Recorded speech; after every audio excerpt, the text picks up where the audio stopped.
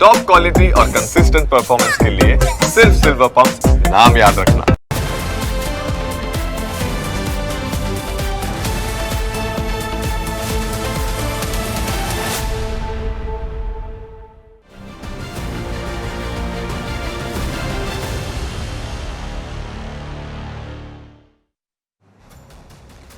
જો ગુસ્સો બાજુ પર મૂકી દઈએ તો સામાન્ય વાતમાં કોઈ જ મુશ્કેલી ઊભી નથી થતી, પરંતુ ગુસ્સાની નાનકડી ચિંગારી પણ મોટી આગ ભડકાવે છે। ભરૂચના નંદેલાવ બ્રિજ નજીક પણ સોમવારે બપોરે સામાન્ય બાબતે શરૂ થયેલી બોલાચાલી હિંસક અથડામણમાં પરિણમી।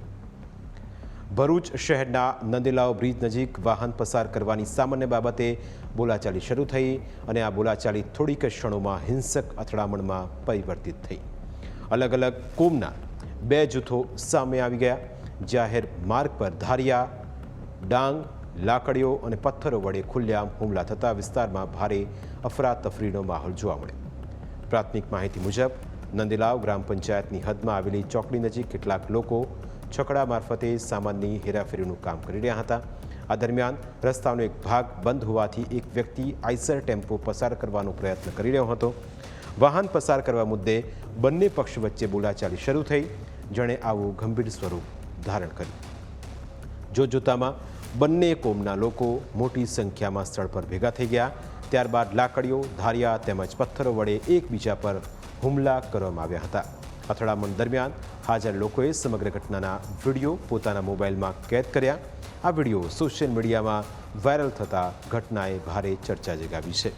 ઘટનામાં વિપુલ ગગજી ભરવાડ, જડા ડાયાભાઈ ભરવાડ અને રાજુ ધુરાભાઈ ભરવાડને માથાના ભાગે ગંભીર ઈજાઓ પહોંચી છે, જ્યારે આઝમ સજુદ્દીન શેખ, તૌફિક આઝમ શેખ અને હાસમ સજુદ્દીન શેખ પણ ઘાયલ થયા હતા।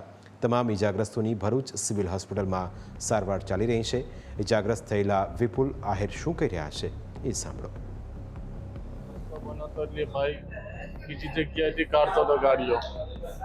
બીજી જગ્યાથી કાઢતો હતો એટલે પછી અમે કીધું ભાઈ અહીંથી ના કાઢ, આ ગાડી આપણા વાયર રોડ છે, એને ઊંચી આઈસર ભરેલી હતી, તે ડાયરેક્ટ જ ગાળો બોલવા મળ્યો, ગાળો મોટી મોટી બોલવા મળ્યો એટલે અમે એવું કીધું ગાળો નહીં બોલ ભાઈ, ગાળો નહીં બોલ। ગાળો ઉતરીને પછી પાઇપ લઈને મારી સામે આવ્યો એટલે પછી મને બે પાઇપો ઠોકી, પછી મેં માર્યો એટલે એના સંબંધ ગાડીઓ સાઈડ પર મૂકીને એને સંબંધીનો પાઇપો લઈને બોલાવીને અમે 3-4 જણા ટેમ્પાવાળા હતા, અમને મારામારીમાં વધારે આવી ગઈ। કુવાડી મારી, ટોમી મારી, મને કુવાડી મારામાં આવી છે, મને વધારે, મને બે ભાગ કરી લાગ્યા છે।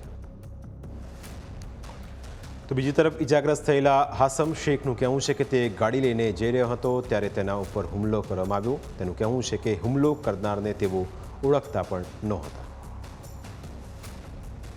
મારી ગાડી પેપરની ભરીને ગોડાઉન હલદરથી અહીંયા આવતી નંદેવાડ બાજુ આ લોકો 10 થી 15 જણા હાથમાં ધારિયા, પછી લાકડા, પછી ફાટિયા બધું લઈને બેહેલા હતા। એ લોકો અમારી એમની જોડે કંઈ દુશ્મની નથી, અમે એમને ઓળખતા પણ નથી કોણ છે કોણ નહીં।